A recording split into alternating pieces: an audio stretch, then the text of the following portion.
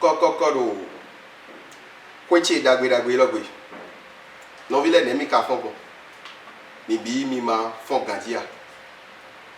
gigonu ma wa Abraham ton ma Isaac ton do jiaga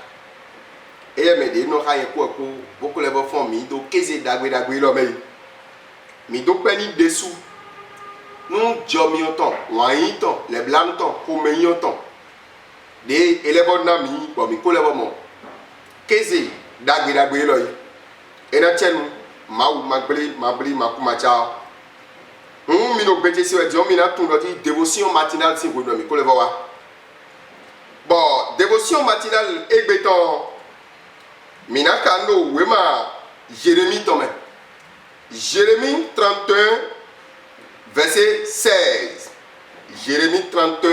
verset 16. Et voilà. Ainsi parle l'Éternel.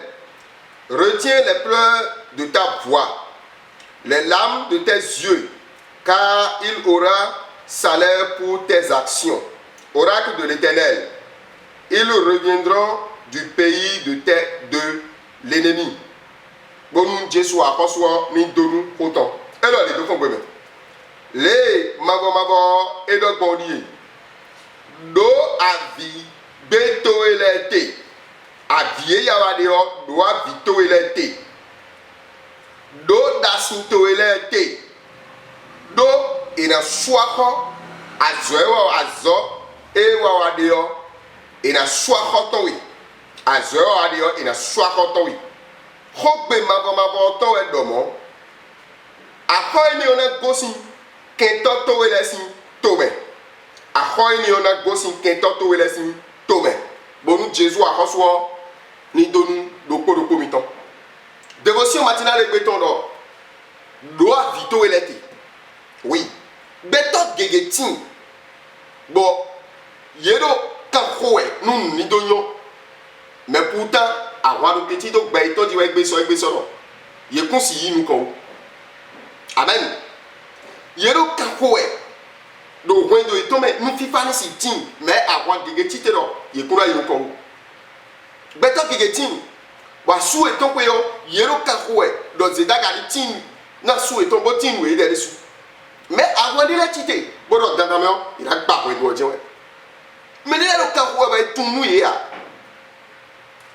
nyonu de la ko kado sunu mo sunu tunu ye ya sunu de la ko kado nyonu bo yo no tunu ye ya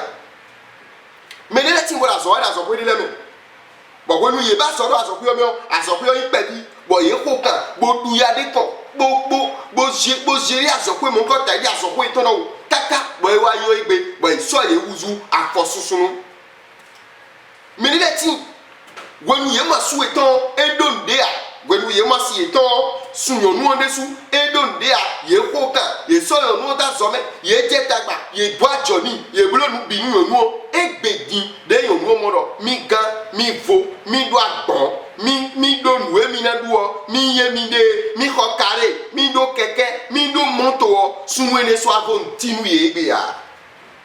de la même manière yon de letin bo wonu e ma sueto sunu don tia ye dia kaye ye koka ye blog bi bonu do di fifa ni sitin yon ani sitin vibo mi moni sitin bo ye blog bi mais egbedi de ewa yoyo ye wa kudu yon c'est bien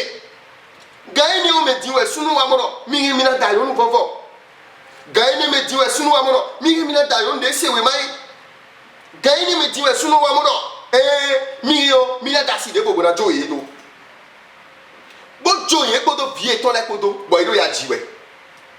sunu de la timbo ko kan gomo bo igbe yo nu joye do bo amoro di sunu ene kunje ha mi yo bo joye do bo ido ya jiwe yero avia we yero ale na we yero vosa we ho mauto wa mi godo zanza ilo e do do avito ete ho mauto wa gonto do zanza ilo bodo do avito ete e do kuni do avito ete nteme aka hokando nteme aka wadagbedo nteme aka jekundo nunyo na nuoto bo egbediyan e makaso atunu ya ka ho kaka bo e maso atunu ya sikodo ere ya di kaka boy ma so atunu ya se godo ede ko ma utono do avito ete ma so ya video e do kuni do avito ete ma so ya video do nu eso ko ma utono bi ma so ya video wo non dit a hode timbo ina soué oui ba ko ni ona gosi ke toto wele gon fie ye bidiwe de fie ye sa anwe de fie jeta gade bo mede ma so atun mu ya yi me ni la yira so hawi no ikono bible me o bible do ko nu mi do ma do se yo diye mi ko tun tatongon ma do se yo eyi tai rogboji no to gardien ben non la reçoit c'est rendu alors un jour à Jota à Kasuko à Dakar autour de l'ewa le roi reçoit y oui mais ma dossier do kono ki we défendre la reçoit beaucoup la reçoit ga beaucoup mais we le krabo azoda be mo ma dossier wa ben on a do we mame et on a do we mame agenda ko yo to me donc moi ma dossier wa zo le nko do date li mais e ka do akoda gbe de bu ba suya dagbe ni ma dossier wa e do akoda gbe de bu ba suya ben gardien ka ba ko suwe ne ku akosu de wa gadi but me bo da suwe ne wo e we no aman when aman kwa do premier ministre yin we da akosu ne se pa akode e mo do mi ke o mi na su ma dossier wa e na wo ma dossier bona so kun karton bi ku ido amen ma dossier bible do mi do ma dossier papo e bloqué papo gaga bo diga be panto bo jela bo mo to bi me bo do asan le gbe o mi na so amanu e mo e papo bo panto bo jela mo to bi me bo do asan le gbe o mi na so ma dossier so ko onu be na ku bo eni ebudo mi na so kun ka to bi ku itono de ma dossier edewe ma tombe drawe ma bi bo ma dossier se yo ma dossier bi o de me ko ma utono e bi o de me mais podo de to ko nteje mi ko tunta o so na sauter weni mais finalement nous wa je wa inoji dagbe ene ma dossier wa da yo zando kwaku nsote ta de me mais zando kwaku bo zaini o meu wende ye da ko le gudo meu nu be gele jo fini mais zando kwaku amoro ti do bro afoso ba hoso mize wema de me di wadagbe yo enu won to mize agenda ko yo to wa bunu maka mais agenda wa afoso ja ti yabe yo finu ko to ije o dagbe de ma do se waji weje bo e bi yo susi me ni bedo we ma do se ka wa so dagbe le nko ajo de te kane e do me de bu ni ajo wo we no ko so do tamele do nu mo nko we o e senti do me de bi yo agba bi to sa me de bi yo ho me beke bi o do me ka bi o ho me aji bedo amanwe amande paporo tenu mandoshe boroko na so nu o amanwe e do ni do amando di bi o hosa amanu bi o hosa be do nu mandoshe do amando aman me akoso on to kayon kunto me ba koso jona ba wina lo na digo lo na susuo ntemo wa ka je ka be da blodi aji amanu iwo amando e do enu do e de me do me kale ko ba koso na wada gbina me kale ko bon to na yo koso nu me ni to na yo koso nu kume be me na yewe amanwe a we bi go to no do ni oni bo enyo so ba amando bo do ji me nu to ya koso nu kume ba koso na wada gbina we gen na blodi yewe no ji e da sa koso sa wo so do ni lo wala sa koso sa so ko ni lo wala so na koso sin soji lo mo na jele mo to bi me bona so me ni akoso bana gamba do ganwa akoso to lo mo na akoso patam bana jele mo to bi me bo be si fini o me bi na no sisi ni amanu monoji nu ene do amilio mi na blo na ide be ka do pe o akoso ka do ni do nu ene do yi pepepepe o so awo so azao gbogbo nu lebi bo so bi kwi so donu ma do se bo zero soji bo jele le adogbon pepe nu ado e ma blo de ma de ko ma do se wa dai bo mi ni ma tun ni a ke toto we wa so akoto e doji ta gba je wa de kan ko wa de bo mi ni ma tun nu e kan ko wa de ro point to e ba su ma tun nu e kan ko wa de ro point to e ba si ma tun nu e ro ke to wi to le na tun nu bi ye na so akoto we ma u do ni do afito ete ntum we souci to di kaka ba no ti ko glo no ya vie ya mais ma do ma do no do sansa lo do do avito ete ma so ya vie de lo ko glo ma so do ni pon de o manu da sin to so ku yin de do problem to le wo do avio da sin to do tagba to le wo tagba ite wa de la so be ba tunu ya ba no ya vito edi o ma so ya vito de o tagba ite wa de do famille to me be tunu ya ben souci no ba no ya vito ma so ya vito de o via no kakodo e no e me no kakodo e vie me no kakodo e bo vio so atunu ya be no souci no e ba no ya vio ma so ya video asue me akokando asie me akokando non vie me akokando otoy me akokando bo edona tunu e bo ma tunu ya be zo bara via we ma so ya video ma udo di wina ma joto ma udo ina so akoto we ma udo wina ma joto ba joto ka winto we do sansa elo donato ko winto we do sansa elo c'est ton nous ko ma uto mo do avio da situati parce que avio da situé et si changer situation to ya mundo ko asibro ana blo tadi ma do shero ana ko de won aman e jona se ye asia ko sosu ma do shero bo jela do ina wiyo ma do shero na wula fi o ja bi ya disi non na quoi non na quoi mais ma do shero moi qu'est-ce qu'il a fait il a prié vi ma uto khode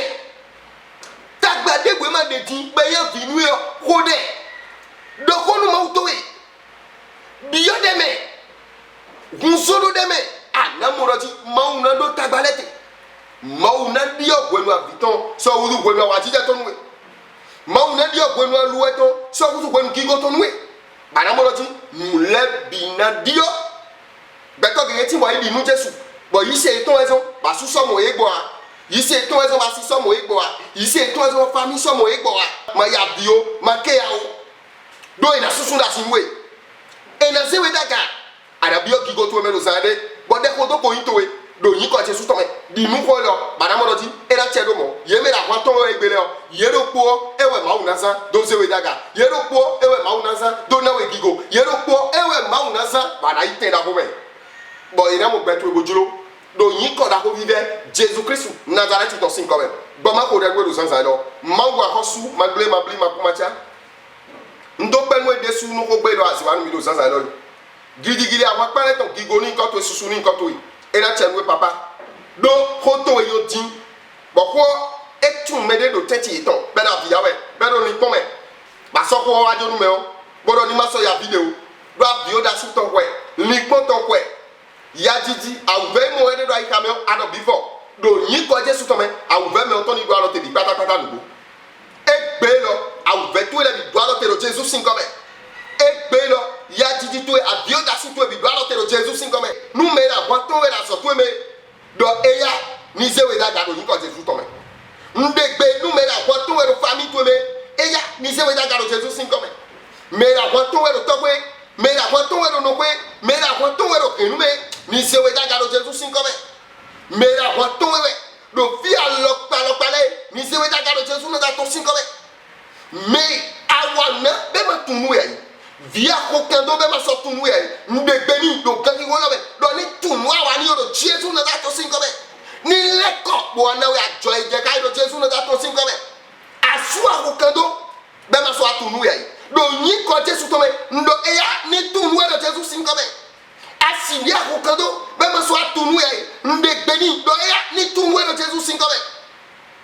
asu akokendo bo e ma so atunu we da so me bi ai gai da so me da so me ye bi ni tunu we do Jesu sin ko fi ajeta gbade fi akokende na do du aleto bo egbe do kwikun do aleto do yin ko Jesu to me egbe lo amo ajo to yi be si egbe anaji aleto luji lo do ateji lo mo do yin ko Jesu to me mabli ma kuma cha do ateji lo mo do yin ko Jesu to me e che lo mo do gbe na to ji lo sansa no gigo ni ko do we susu ni to we do yin ko Jesu to me medebu e se de lo bo yigbe ami gadie e che lo gbe to ji lo Jesu na da to sin ko me amen ti fa ma utoni kondo miji no vile mi lo viva une dévotion matinale avec tonton ba mede boué ba na yolo mi yo mais on a yolo numéro mi ton 96 07 81 10 96 07 81 10 mina tu lo di mi kono alogo radio ton liwe tegbe me de gba na galo mi to radio si émission de bleu me o e na wona no se do mi kono alogo le tegbe kono kristu ni donu do kono komito feni ma ton ni kondo miji shalom shalom